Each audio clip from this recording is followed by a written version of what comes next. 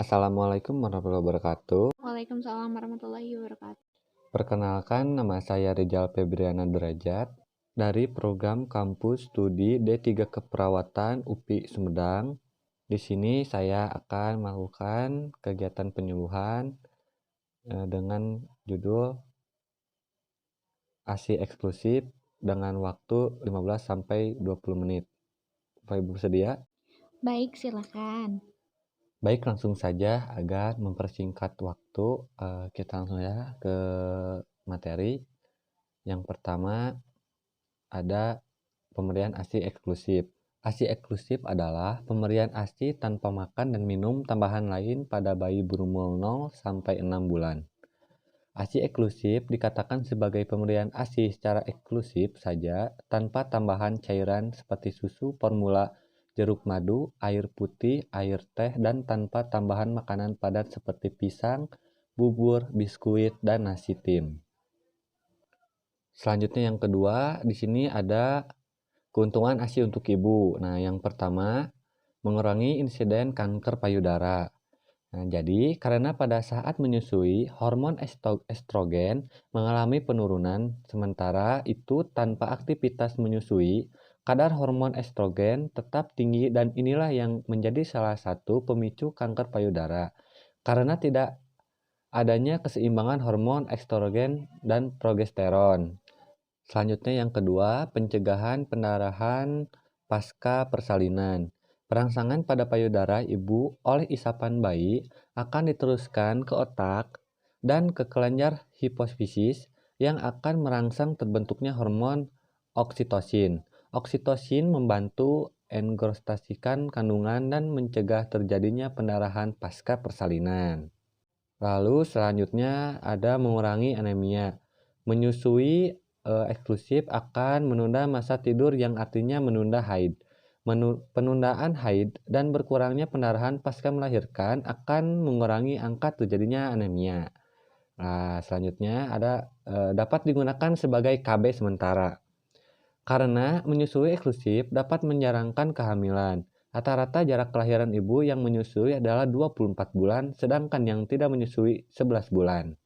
Hormon yang mempertahankan laktasi bekerja menekan hormon untuk ovulasi, sehingga dapat menunda kembalinya kesuburan. ASI yang dapat digunakan sebagai metode KB sementara dengan syarat bayi belum berusia 6 bulan, ibu belum haid kembali, dan ASI diberikan secara eksklusif. Nah, dan yang terakhir mempercepat kembali ke berat semula. Selama hamil, ibu menimbulkan lemak di bawah kulit. Lemak ini akan terpakai untuk terbentuknya ASI sehingga apabila ibu tidak menyusui, lemak tersebut akan tetap tertimbun dalam tubuh. Selanjutnya yang ketiga, keuntungan ASI untuk bayi. Yang pertama, ASI meningkatkan daya tahan tubuh untuk bayi. ASI adalah cairan hidup yang mengandung zat kekebalan yang akan melindungi bayi dari berbagai penyakit infeksi, bakteri, virus, parasit, dan jamur. Selanjutnya ada ASI sebagai nutrisi. Di sini ASI merupakan sumber gizi yang sangat ideal dengan komposisi yang seimbang dan sesuai dengan kebutuhan pertumbuhan bayi. Nah, lalu selanjutnya ada ASI meningkatkan jalinan kasih sayang. Nah, kenapa? Karena kontak kulit dini akan berpengaruh terhadap perkembangan bayi. Walaupun seorang ibu dapat memberikan kasih sayang dengan susu formula, tetapi menyusui sendiri akan memberikan efek psikologis yang besar. Interaksi yang timbul waktu menyusui antara ibu dan bayi akan menimbulkan rasa aman bagi bayi. Perasaan aman sangat penting untuk membangun dasar kepercayaan bayi, yaitu dengan mulai mempercayai orang lain atau ibu. Maka selanjutnya akan timbul rasa percaya pada diri sendiri. Lalu selanjutnya ada mengupayakan pertumbuhan yang baik. Bayi yang mendapatkan ASI mempunyai kenaikan berat badan yang baik setelah lahir, pertumbuhan setelah periode perinatal yang baik, dan mengurangi kemungkinan obesitas. Ibu-ibu yang diberikan penyuluhan tentang ASI dan laktasi, turunnya berat badan bayi atau pada minggu pertama kelahiran, tidak sebanyak ibu-ibu yang diberi penyuluhan. Hal ini karena kelompok ibu-ibu tersebut segera memberikan ASI setelah melahirkan. Frekuensi menyusui yang sering tidak dibatasi dan juga dibuktikan bermanfaat karena volume ASI yang dihasilkan lebih banyak sehingga penurunan berat badan bayi hanya sedikit. Selanjutnya di sini ada masalah menyusui dan penanganannya. Yang pertama, ASI kurang. Penanganannya, ibu harus mengkonsumsi makanan yang bergizi. Yang kedua, menyusuilah dengan sabar. Yang ketiga, menyusui secara bergantian antara kedua payudara. Selanjutnya ada bayi bingung puting. Penanganannya yang pertama, ibu harus mengusahakan pemberian ASI eksklusif. Yang kedua, menyusui dengan cara benar. Yang ketiga, menyusui lebih lama dan sering. Selanjutnya ada puting payudara nyeri.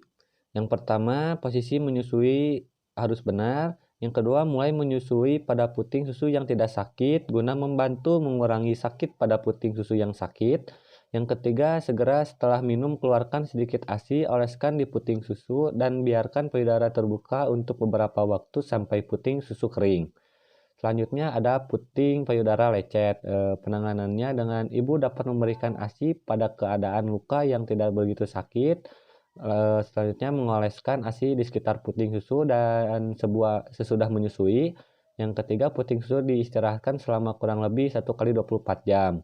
Selanjutnya ada mastitis. Penanganannya yang pertama kompres air hangat, selanjutnya ibu tetap menyusui bayi pada payudara yang tidak terinfeksi, dan yang terakhir minum air putih minimal 2 liter sehari. Lalu selanjutnya ada teknik menyusui yang benar. Yang pertama, posisi ibu menyusui. Duduk dengan posisi enak dan santai, kalau perlu pakailah kursi yang ada sandaran, punggung, dan lengan.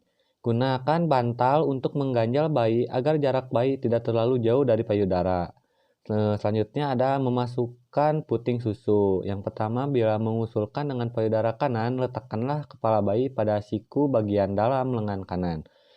Badan bayi yang menghadap ke badan ibu. Selanjutnya, lengan kiri bayi diletakkan di seputar pinggang ibu. Tangan kanan ibu memegang pantat atau paha kanan bayi. Lalu selanjutnya, sentuhlah mulut bayi dengan puting susu. Selanjutnya, tunggu sampai bayi membuka mulut lebar-lebar, dan yang terakhir, puting susu secepatnya ke dalam mulut sampai daerah berwarna hitam. Cukup sekian, mohon maaf bila banyak kekurangan. Apakah ada pertanyaan? Tidak, terima kasih. Ya, baik. Mungkin cukup sekian, mohon maaf bila banyak kekurangan. Wassalamualaikum warahmatullahi wabarakatuh. Waalaikumsalam warahmatullahi wabarakatuh. Oke dek, kita ukur tinggi badan ya. Ininya jangan jinggit mata.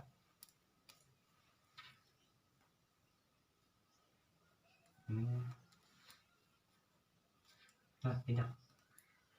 Jangan jinggit. Jangan nyender. Jangan nyender.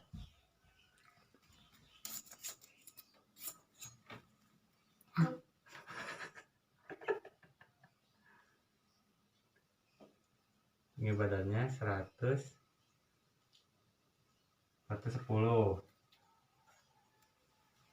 Udah. Ini itu timbang.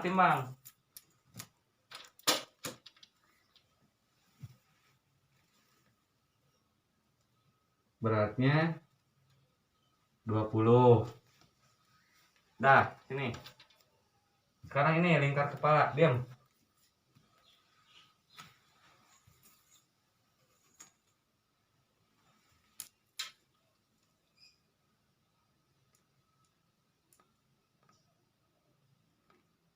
Lingkar kepalanya 50. Pintar. Dah, terus dulu.